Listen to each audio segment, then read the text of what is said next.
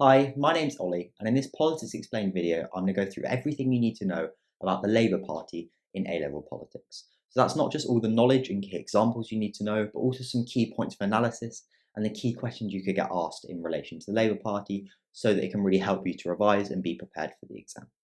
So I'm going to start by going through the key questions you could get asked and the key debates and the parts of the specification this lesson covers. Then I'm going to go into the origins and historical development of the Labour Party, so looking at old Labour, moving into New Labour, and then more recently with Milliband, Corbyn, and Starmer currently. And then finally, I'm going to look at the policies and ideas of the Labour Party currently, but also the policies and ideas under New Labour and under Corbyn, so that you can really compare them very well in essays. Before finally kind of going on to a bit of points of analysis and looking at the ways in which current policy is similar to Corbyn and Old Labour, and the ways in which it's similar to New Labour. Before finally circling back to some of those questions I'm going to mention at the start to see how you could potentially structure answers to them.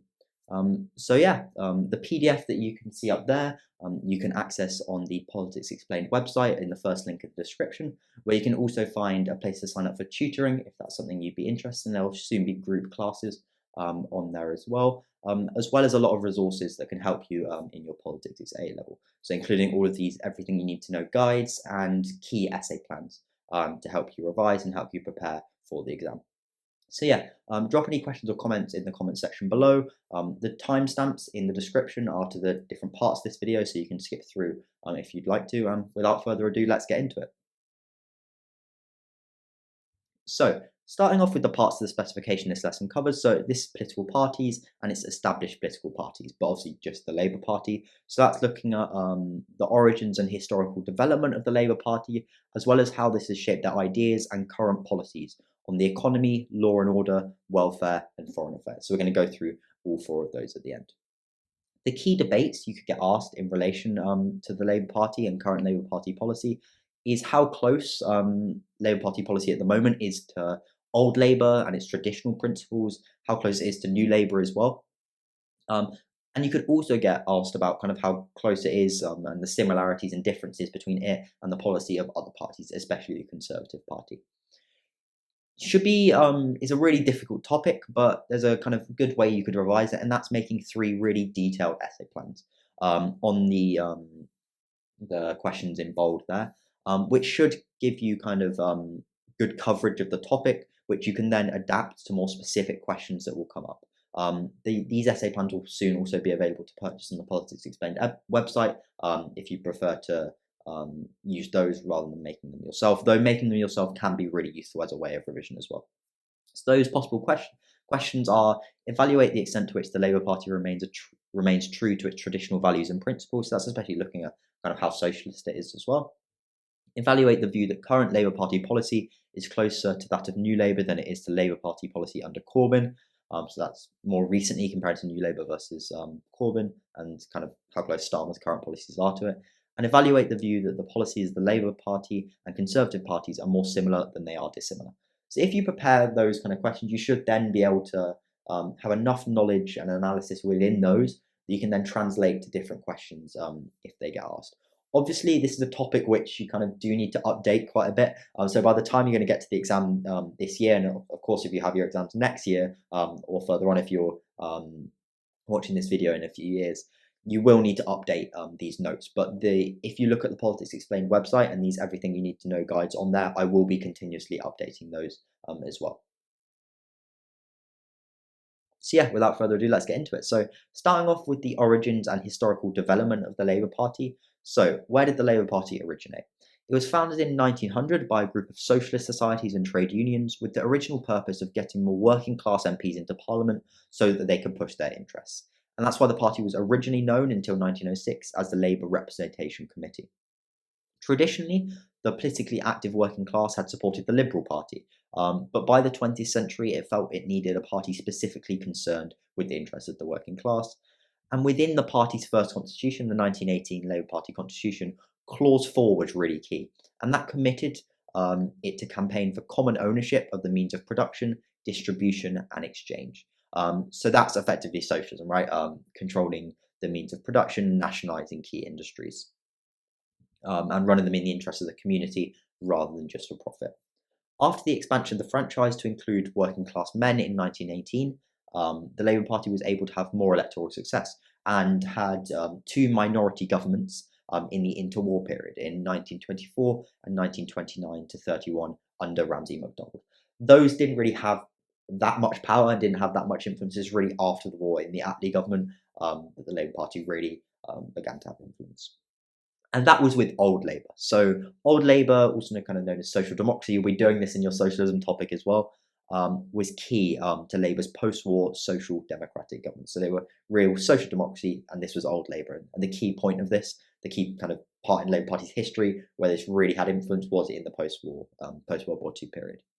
So Clement Attlee's 1945 government was the first one in which Labour had a parliamentary majority, and the first one it was able to make really important changes. And they made a lot of changes. They introduced nationalisation of coal, railways, power, steel, and civil aviation, a comprehensive system of social security, inspired by the wartime Beveridge report, so that's really the welfare state, and the NHS free at the point of need. So some really, really key important changes to the economy, some of which, many of which stayed for decades, and some of which continue today, especially the NHS, which is effectively a religion in the UK, and is really strongly supported across the political spectrum now. Labour governments between 1945 and 79 described themselves as socialist, but were a more moderate version of socialism known as social democracy. This did emphasise the importance of redistributing wealth and creating a fairer society, but didn't try to abolish capitalism as kind of pure socialism did. Instead, it aimed to manage it through Keynesian economic management so that it didn't exploit the workforce and that there was full employment and equality of opportunity. And key to that was a kind of mixed economy, where you had capitalism 100%, but you also had key industries that were state-run and nationalised and run in the interests of everyone, such as water, energy, railways, etc. A good example of their social democracy was the creation of comprehensive schools intended to promote greater equality of opportunities. So that really shows a real emphasis on creating a fairer society and improving equality in the UK. So Old Labour was pretty successful for a couple of decades, and then it began to break down. The last Old Labour Prime Minister was James Callaghan and was defeated in 1979 by Thatcher, leading to a division between moderate Social Democrats and more left-wing elements. So this was more back to real more radical socialism within the party.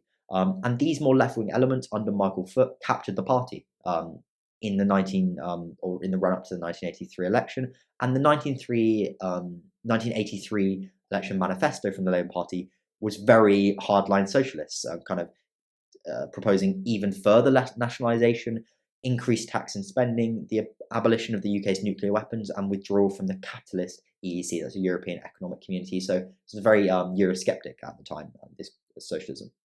And this hardline manifesto is often referred to as the longest suicide note in history, as it was very hardline and socialist, but didn't have that much support from the public. In terms of just giving you a picture of these increased tax and spending, it's a lot higher than, for example, as we'll see, Corbyn would be today. Obviously, Corbyn was recommended increasing taxes, but I think, I'm not completely sure on this, but I think the top rate of tax, of income tax, was over 75% in these kind of proposals. So very high tax, and also proposing quite a lot of public spending.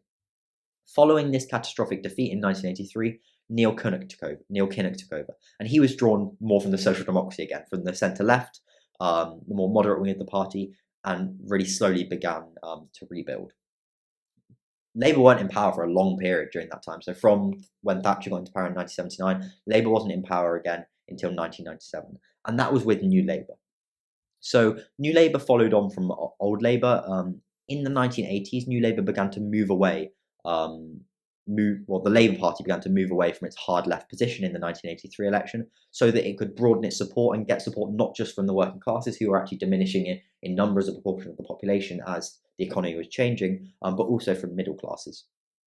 And they'd need to appeal to the middle class, not just the working class, in order to get elected. It took two election defeats in 1987 and 1992, as well as the election of a forceful leader in Tony Blair, to complete this process. And they eventually were very successful in 1997, getting back into power with a massive landslide. So the party was rebranded New Labour, and it aimed to find a third way between free market capitalism and old-style socialism, under the influence of progressive thinker Anthony Giddens. So this is where it really did move away, even from old Labour, moved away from nationalisation, and really was supporting free market capitalism more. Though of course, still with commitments to equality and gaining a fairer society. You'll cover this more when you look at the socialism topic. So the party dropped unpopular policy proposals. Crucially, it revised Clause 4 of its constitution, which I mentioned earlier, so that it was no longer committed to nationalisation and the redistribution of wealth. That's where you can really kind of potentially argue that it was no longer a socialist party. The significance and power of trade unions in the party was also downgraded, and the leadership developed links with the business community, moving away from high taxes on corporations and the rich in order to develop that support.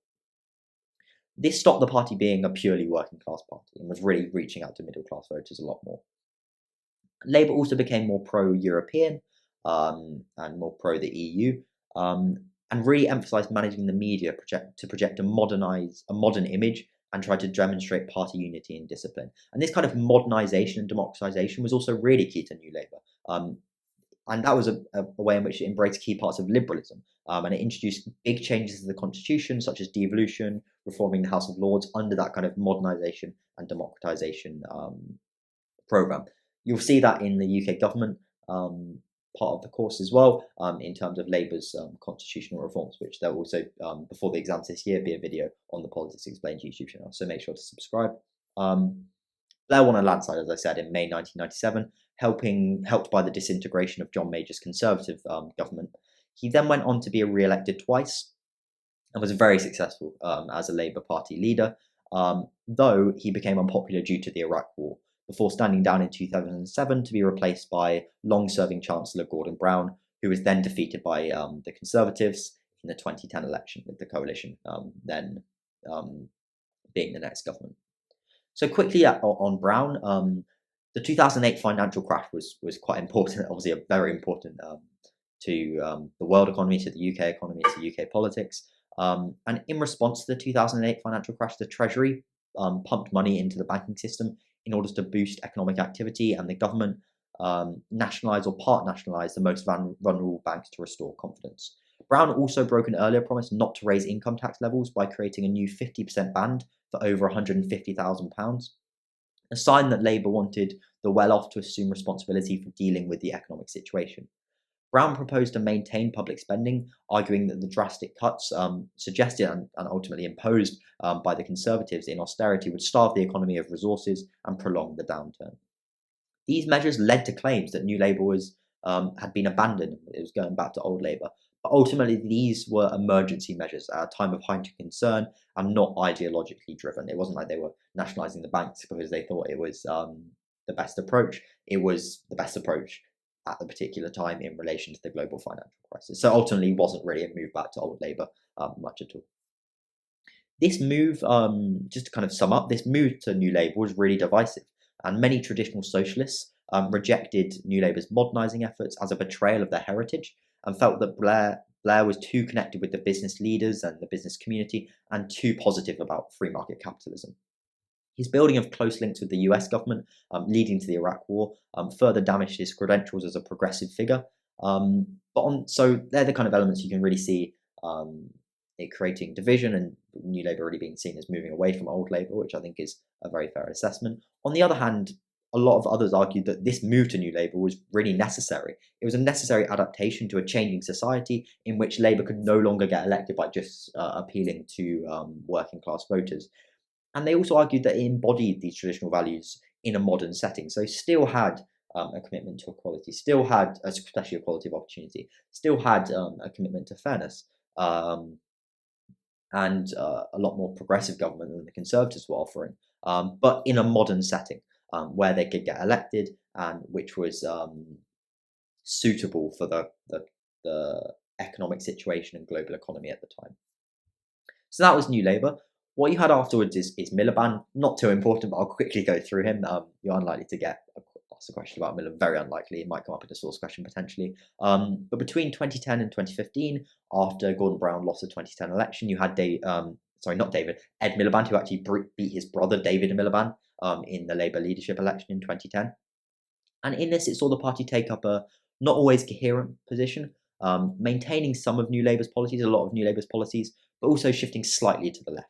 So he called for a restoration of the 50% top tax rate, reduced 5% by the coalition, as well as a temporary energy freeze. One shouldn't exaggerate, however, the extent to which Milliband broke away from Blair and Brown. They were keen to re-establish Labour's reputation as competent managers of the economy, Milliband was, and didn't reject the coalition's whole economic strategy. Instead, concentrating their attacks on the most controversial aspects of austerity, such as the bedroom tax, and he also called for a crackdown on tax avoidance. Milliband tried to combine New Labour's support for business with defence of the working class, which is still Labour's core constituency, even if it was reaching out to other voters as well, by distinguishing between what he called predatory and responsible capitalism. So mainly continued New Labour's policies, but moved slightly to the left in order to kind of reach out to the working class and maintain that constituency. Irrespective of the actual moderation of a lot of Milliband's policies, he was dubbed Red Ed by much of the media, and many media commentators ascribed his defeat in 2015 to his perceived hostility to the private sector and his willingness to return to tax and spend policies. They kind of painted him as returning to this old Labour, as being this old Labour figure returning to old Labour tax and spend policies, even though he really wasn't that in much way at all. He was a lot closer to New Labour. What you have then, someone who really was moving back closer to old Labour, is Corbyn. So by 2015, there was significant pressure from the left of the party after that defeat in 2015 to take a more radical approach, with some party members attributing them being nearly wiped out in Scotland by the Scottish National Party to the party being insufficiently left-wing. And that was the background to the victory of Jeremy Corbyn, a staunchly socialist backbencher in September 2015, followed by Milliband's resignation. Due to his kind of quite strongly left-wing agenda, Corbyn struggled to form a united shadow cabinet, and there was a second leadership contest in the autumn of 2016, which he won triumphantly, and then was kind of a bit more secure in his power as Labour Party leader.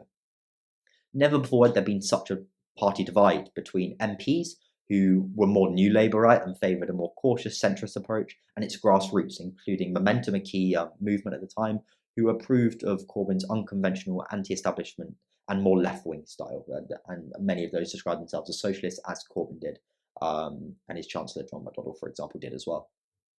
So Corbyn moved the party, as we'll see later in the video, when we go through the policies in a bit more detail. He moved the Labour Party to the left to a significant extent, under the slogan "For the many, not the few," re-embracing the policies of old Labour. And as I said, Corbyn and his Chancellor John McDonnell defined themselves as socialists, as did many of the new MPs elected in 2017 and 2019 under Labour, and much of the wider membership. Corbyn marginally lost the 2017 election, but was then kind of destroyed in the 2019 election, with the Labour having their worst electoral performance since 1935, represented a decisive rejection of Corbyn's left-wing manifesto and his old Labour manifesto, and the fact that he himself was seen as a very weak leader who had inadequately handled the rise of anti-Semitism in the Labour Party since he came to power.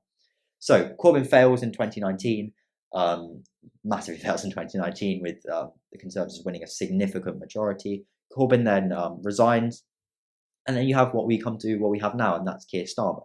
So following the 2019 election defeat, Starmer was elected as Labour leader instead of the more left-wing candidate, the more Corbynite candidate, Rebecca Long-Bailey.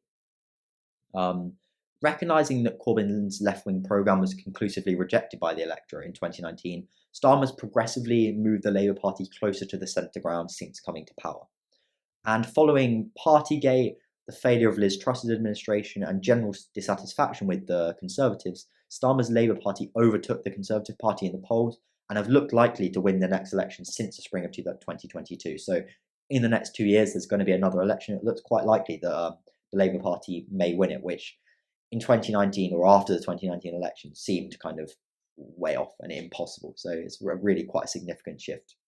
Starmer has also suspended Corbyn from the Labour Party in October 2020 after the UK's human rights watchdog concluded that the Labour Party broke the law by failing to stamp out anti-Jewish racism, anti-Semitism in the Labour Party when Corbyn was leader, and dealt with anti-Semitism in the party a lot more effectively and decisively. So Starmer came in, but kind of suspended Corbyn for his failure to deal with racism in the party, and has since dealt with it a lot more effectively and decisively. Okay, so what I'm going to go on to now is the policies and ideas of the Labour Party under New Labour, Corbyn, and Starmer. So the specification sets out you just need to know the economic policies, law and order policies, welfare policies, and foreign policies of the current Labour Party. But I think it's very useful, and to really do well in these essays, you also need to know those policies for New Labour and for Corbyn, who's a bit more like old Labour, obviously, but you can also compare it to old Labour of the past. So I've got it for all of them. So starting off with New Labour, in terms of economic policy, it aimed to separate itself from earlier Social Democratic and old Labour administrations by not increasing taxes and conserving resources before investing more in key public services. That's really reducing the idea of kind of like, or moving away from high tax, high spend policies of old Labour. They did spend, though, when they kind of felt they had the financial resources to do so, and were kind of economically stable enough to do so. And a major turning point was in 2002, when some increase in national insurance contributions led to the largest ever rise in spending on the NHS. So they did spend significant amounts on public services as well, kind of really showing how they were still committed to equality and fairness. New Labour governments aimed to reduce poverty, but didn't make wiping out inequality a priority. So, for example, they introduced a national minimum wage, which is quite a progressive policy, but at a less general level, less generous level, at £3.60 per hour at the time than trade unions wanted. They were also quite connected to the business community and very happy for individuals to get rich through hard work, emphasising social justice and equality of opportunity rather than equality of outcome. New Labour supported capitalism and the use of private finance initiatives, which use the private sector in the provision of public services, such as in building new schools and hospitals. So that's really showing where they've moved away from nationalisation massively and really using the private sector a lot more, and didn't commit to any more nationalisations, but actually to further privatisation. In terms of law and order policy, Blair famously said that Labour must be tough on crime, tough on the causes of crime.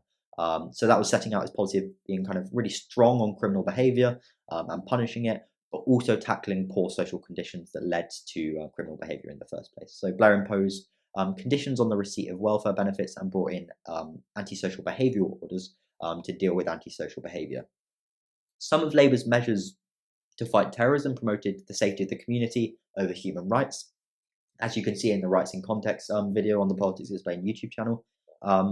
In terms of immigration, though, Labour broadly encouraged and facilitated immigration, seeing it as economically beneficial, with a net migration to the UK quadrupling to around 200,000 per year when they were in office. So quite tough on crime, strong law and order policy, but also tackling poor social conditions, and quite liberal in terms of their support of immigration.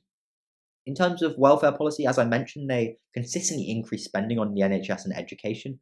For example, between 1997 and 2007, the core spend per pupil in terms of education spending rose 48%, and there were record results in schools, with Blair kind of really emphasising his support of education. So in 1997, he was asked what his three most important priorities were, and he said education, education, education. In terms of other welfare policies, he introduced the winter fuel payment for pensioners and free off-peak travel for over 65s, whilst it also introduced a minimum wage and working families tax credit as part of policies aimed at promoting work. In terms of foreign policy, it was obviously quite high profile under Blair, especially with the Iraq War, and his premiership became largely defined by foreign policy, especially his decision to support George Bush's invasion of Iraq in 2003. Other foreign policies that New Labour also doubled foreign aid spending when they were in power. In terms of other policy, New Labour introduced a comprehensive set of constitutional reforms aimed at modernising and democratising politics in the UK, as I mentioned, so devolution, reforming the House of Lords, introducing the Supreme Court, and passing the 1998 Human Rights Act. And New Labour also sought to improve female representation in Parliament through all-female shortlists as one mechanism to do so. Overall, New Labour moved significantly away from old Labour policies and were a lot more centrist, allowing them to get support from a lot of middle-class voters. They shouldn't be seen as very left-wing, but they did combine prioritising national finances with significant spending on the NHS, education and other services, as well as significant constitutional reforms. They were certainly more centrist, moving away from nationalisation, moving away from high tax, high spend, but did nonetheless have significant spending on the NHS and did invest in the welfare state and public services. So, moving on to Corbyn, as I said, under Milliband that was largely followed, obviously moved slightly to the left. It was under Corbyn where it really moved quite a bit further to the left. So in 2019, in the 2019 manifesto especially, Corbyn pledged to significantly increase taxes by introducing a new 50% tax rate for those earning over £125,000 and raising corporation tax from 21% to 26%. So that's moving a bit away from kind of really being close to the business community, especially, um, and to the rich. In 2019, Labour also pledged 6 big nationalisations. That's really moving back. They didn't reintroduce Clause 4 of the Constitution, but they did introduce a lot more nationalisation again. So they pledged to nationalise rail, mail, water, energy, broadband, relevant parts of BT, and ending private finance initiatives, which would have led to an over £200 billion increase in the assets held by the public sector. In terms of law and order policy, Corbyn opposed cuts to police numbers, which is where there's kind of a similarity with Blairites and New Labour, as he believed it jeopardised public safety. So you can see that as being quite relatively tough on crime.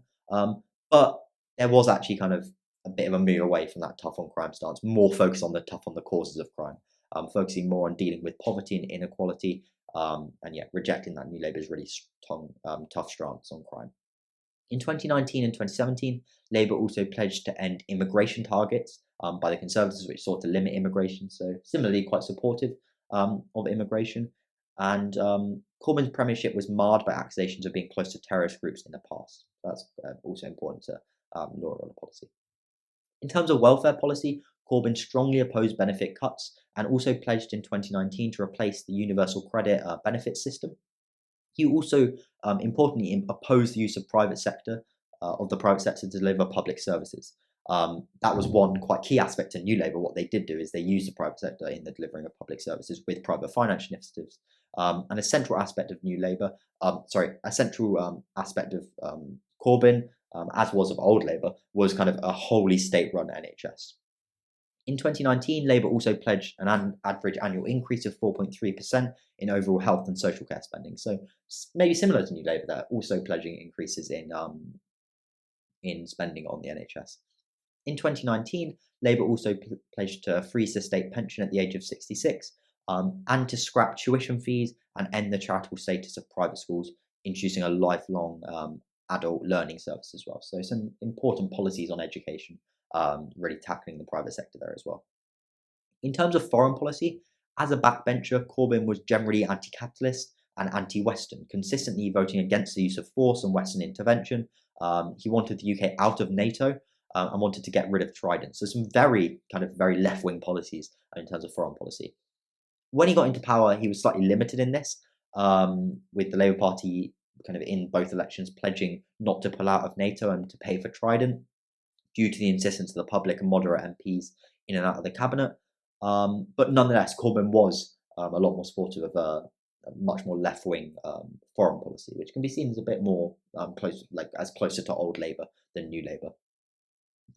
In 2019, Labour's manifesto included they would have a second referendum on Brexit, which was strongly supported by Starmer at the time, who I think was Minister for leaving the European Union, though Corbyn's view was less clear, making him look quite weak. So another aspect, that anti-Euroscepticism of Corbyn, kind of another aspect of old Labour that came through.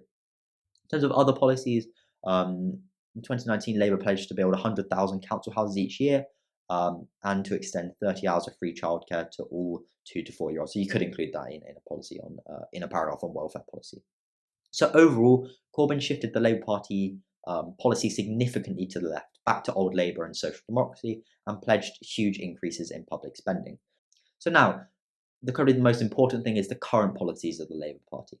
So in terms of economic policy, Labour Party policy currently states that those earning above £80,000 will pay a little more income tax, but that national insurance and income tax for everyone else will be frozen.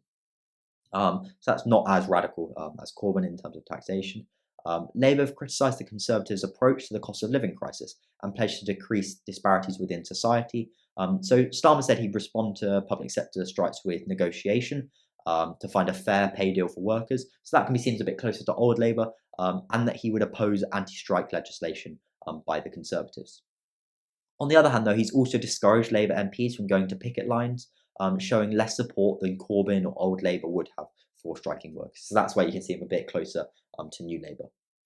Starmer's also pledged to create a nationalised Great British Energy Company and to nationalise rail, but he's removed Corbyn's other planned nationalisation. So that's where, in some ways, it can be seen as a bit similar to old Labour, right? Because he's pledging to introduce two nationalisations, but has rejected the other nationalisations, which is why he's closer to old Labour. Um, in terms of law and order policy, Labour have pledged to recruit 2,000 more frontline police workers than the Conservatives, showing a strong approach to tackling crime. The manifesto, so their current Labour Party policy, also details specific attention to the importance of working alongside youth workers, mental health services, schools, and drug rehabilitation centres to ensure the police are working closer with communities. So that's a bit more back to the tough on the causes of crime. And it therefore overall seems like quite a similar approach to Blair's tough on crime, tough on the cause of crime. With all of these policies, these could change before your exam, right? Especially if there's an election, you could get a bit of a clear picture if there's an election and a manifesto. So make sure to keep looking out on the news for changes in Labour Party policy. But they shouldn't change too much. These should give you a good idea of well, if it's still Starmer, they shouldn't change too much. It should give you an idea of the general picture of policy. On immigration, the stance of Starmer's Labour policy hasn't been clear. He's clearly kind of trying to keep pro and anti-immigration parts of his party and voters on side by criticising the Conservatives' plans to deport illegal immigrants to Rwanda, but arguing that UK businesses must become less dependent on immigration and that a common sense approach to immigration must be taken. So really a bit more to the centre on that, in that sense, to try and not alienate a lot of voters who would have voted for the Conservatives in 2019, but are now thinking of moving back to Labour. In terms of welfare policy, Labour has pledged to introduce a £150 billion social transformation fund, which will replace, upgrade, and expand schools, hospitals, care homes, and council houses. That's really showing a significant public spending. So that's why you could see it as a bit closer to Corbyn and old Labour. And it also reassured a £10 an hour national real living wage for all of those 16 and over. Starmer's also pledged to keep the NHS free at the point of use, but crucially, moving back to old Labour, has pledged to involve private healthcare, to cut waiting times and reform the NHS, and be ruthless with bureaucratic nonsense. Starmer has also pledged to scrap private schools' charitable status and tax breaks, and use the £1.7 billion this was raised to improve the state sector. So that's where, similar to Corbyn and old Labour a bit more. In terms of foreign policy, the funding for UN peacekeeping operations would be increased to £100 million, especially in comparison to what Corbyn actually thought. Obviously, his policy was slightly constrained when he was Labour Party leader. But in terms of what Corbyn actually thought in terms of NATO, Western intervention, Starmer's quite a bit far away from that, right? Closer to New Labour in terms of that intervention. So he'd also renew Trident and pledge to make multilateral efforts to abide by the Non-Proliferation Treaty to eventually create a nuclear-free world. A commitment of spending of at least 2% of GDP on defence has also been included. So quite a strong stance on defence as well. Finally, in terms of other policy, Starmer pledged in 2022 to Take Back Control bill, which would hand more decisions to local leaders. And a new Department for Women and Equalities will be created with a full-time Secretary of State. And further, a modernised Women's National Commission as an independent advisory board, would be created and promoted in an attempt to eradicate into politics discrimination. Overall, Starmer has moved the position of Labour's manifesto closer to the centre, and is definitely closer to Ed Miliband's policies and even New Labour likely than that of Corbyn. That's a judgment you can make though yourselves as well. There's a heavy emphasis on incorporating the community and those marginalised within it, particularly through police outreach, but so that's quite important. There's also kind of a bit more of a commitment to moving Labour back to a party that's favourable to business and kind of not so hostile to business and to the rich. So quickly, a lot of this I've gone through already, but some key ways in which Labour Party policy is similar to Corbyn and old Labour. Starmer's pledged to renationalise rail and energy, right? So they are, that is nationalisation. Though less radical than Corbyn, there are also ways in which Starmer's welfare policy is similar to old Labour, with significant investment in public services and pledging to scrap the charitable status of private schools. That's also similar to New Labour, though. New Labour did also have significant investment in public services. Law and order policy doesn't seem that dissimilar to New Labour's tough on crime, tough on the causes of crime, but also isn't that dissimilar from Corbyn with an old Labour, with an emphasis on that kind of tough on the causes of crime, which you had under Corbyn. In terms of ways in which current policy is similar to New Labour, current policy wants to keep most industries privatised and use private provision within the NHS. So that's very much closer to New Labour. Starmer's strong support for Ukraine, defence spending, and NATO is similar to New Labour. Whilst his taxation policies on the rich, especially corporation tax and attitudes towards business in general, is arguably closer to New Labour than it is to old Labour and Corbyn, who is more Corbyn especially was focused on for the many, not the few. Um, as I said, law and order policy doesn't seem that dissimilar from New Labour, and his approach towards striking workers seems similar to New Labour, to how New Labour's would have been emphasising negotiation, but not supporting striking workers as strongly as Corbyn or old Labour would have. So hopefully that gives you some ideas of key points of analysis you could use in your essays. So yeah, that's all the content. I recognise this is a very difficult topic, and it's one you need to kind of really keep up with the news for. As I said at the start of the video, in terms of practicing it, doing 3 essay plans, those 3 essay plans in bold should be if you do those, make them detailed and just revise from those essay plans, you should have enough content in there to really cover the key stuff, but also not overwhelm you. And then you should be able to translate that to different questions. Obviously, you really need to adapt them to different questions. You can't just use the same essay plans. You need to adapt them, but you should have enough content and some key ideas and points of analysis in there to adapt them to different questions that could come up. And there, evaluate the extent to which the Labour Party remains true to its traditional values and principles. In that, you could do different areas of policy. So you could do this around arguments, just to give you some ideas, though. You could do it around different areas of policy. You could do economic policy, welfare policy, foreign policy, for example.